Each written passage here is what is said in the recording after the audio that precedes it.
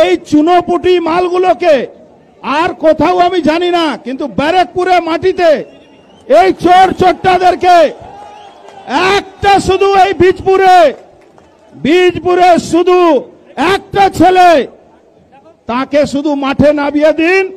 সুদীপ্তকে এই সব যত এই সুবোধ মুবোধ সব ঘরে ঢুকে যাবে। আর কিছু বলার বক্তব্য নেই।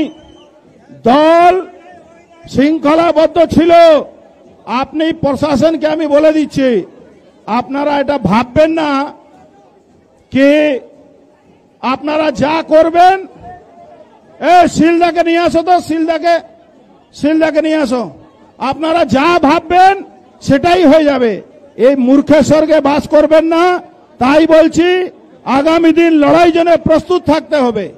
আজকে আমাদের প্রায় ব্যারাকপুরে 100 ছেলের বাড়িতে পুলিশ গেছে। আমি সেই কালকাটা পুলিশ কমিশনারকে বলে দিচ্ছি, 100 না 1000।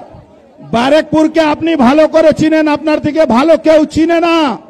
এখানকার মানুষ, আপনি সিপি ছিলেন তাও কোনোদিন ভয় পায়নি। এখন তো কলকাতায় আছেন আপনি, এখানকার কোনো মানুষ ভয় পায় না। তাই তৃণমূল কংগ্রেসকে বলে যাই, তৃণমূল কংগ্রেসের লোকেরা সাবধান থাকুন, মানুষ উপরে ছাড়ুন। মমতা ব্যানার্জি শেষ টাইম এসে গেছে। মমতা ব্যানার্জি আর টাইম শেষ নেই। 2026 আর এসআইআর ঢুকে গেছে মাথার উপরে, মাথায় পোকা কামড়াচ্ছে এসআইআর। তার জন্য আজকে এই পরিস্থিতি আছে।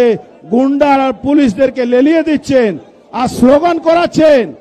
সময় আসতে দিন, এই সব স্লোগানদের কে চোখে আমরা চিনে নিয়েছি। আগামী দিন হিসাব হবে। বাংলায় কন্যারা মহিলারা অসুরক্ষিত, বলাৎকার হচ্ছে মমতা ব্যানার্জি অনুপ্রেরণা। পুলিশ প্রশাসন মুখ দর্শক আছে। তার জন্য সারা বাংলায় শুভেন্দু অধিকারী পদযাত্রা করছেন কন্যা সুরক্ষা যাত্রা জন্য। আজকে বীজপুরে পদযাত্রা করছেন। এই পদযাত্রাতে হাজার হাজার মানুষ ওনার সঙ্গে হাঁটবে। বাংলার মানুষকে, পশ্চিমবাংলার মানুষকে বার্তা দিতে চাইছেন যে এই অত্যাচারী তৃণমূল বিরুদ্ধে সবাইকে এক হয়ে লড়াই করতে হবে। এটা 26-এ পরিবর্তনের জনজোয়ার, পরিবর্তনের ইঙ্গিত আছে। এই জনজোয়ারে পরিবর্তন হচ্ছে, মানুষ পরিবর্তন করে দেবে। কোনো লাভ হবে না। মমতা ব্যানার্জি বলছিল না সিএ মানবো না, সিএ হচ্ছে তো। এনআরসি মানবো না হচ্ছে তো। এসআইআর মানবো না, ওটাও হবে।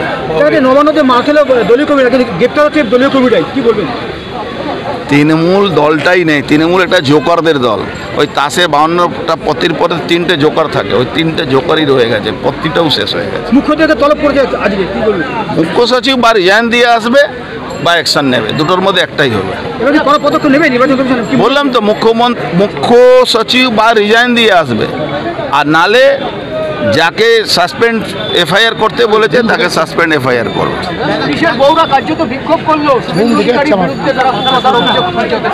আরে ছাড়ুন তো ওসব। ওই সিভিক ভলেন্টিয়ারকে দিয়ে প্রেস কনফারেন্স করিয়েছিল। রিপোর্টাররা যখন প্রশ্ন করেছে কি কেষ্টমণ্ডলের ব্যাপারে আপনারা কিছু বলেনি, তখন কিছু বলতে পারছে না। তার মানে যত তোতা পাখিকে শিখিয়ে পাঠানো হয়েছিল তত তোতা পাখি বলেছে। আর চিত্রনাট্য ফ্লপ আছে, ওটা শান্তনু ঠাকুর আছে না, শান্তনু গুহ ঠাকুর, ওই করেছে সব, ওই করেছে। এমনি সিপিএমের ইউনিয়ন শেষ করে দিয়েছে, কংগ্রেসের ইউনিয়ন শেষ করে দিয়েছে। ও এখন একটা পুলিশ ওয়েলফেয়ারের নামে ইউনিয়ন চালায়, সেখানে কোটি কোটি টাকা দুর্নীতি করেছে, সে তারও ইডি ইনকোয়ারি হবে। দেখুন না, ওয়েট করুন। ওরা তো সিভিক ভলেন্টিয়ার, আঙ্গনবাড়ি এইসব নিয়েই ছিল। আর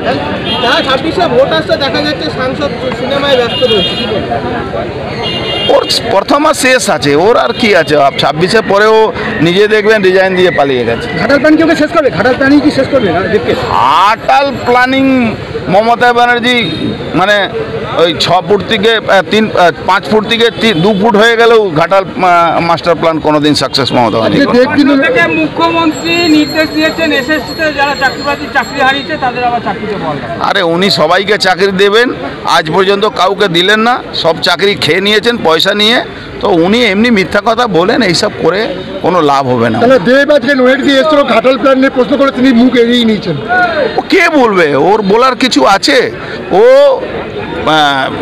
এমপি প্ল্যাটফর্মটাকে ইউজ করে মাল তুলে। ওই এনামুল যে ছিল ক্যাটেল স্মাগলার, তার 5 কোটি টাকা ওর কোম্পানিতে লেগে আছে। এরকম বারিক বিশ্বাস, তার 10 কোটি টাকা ওর কোম্পানিতে লেগে আছে। ও কি বলবে, ওর তো যে কোনো মুহূর্তে অ্যারেস্ট হবে, আপনি দেখুন না।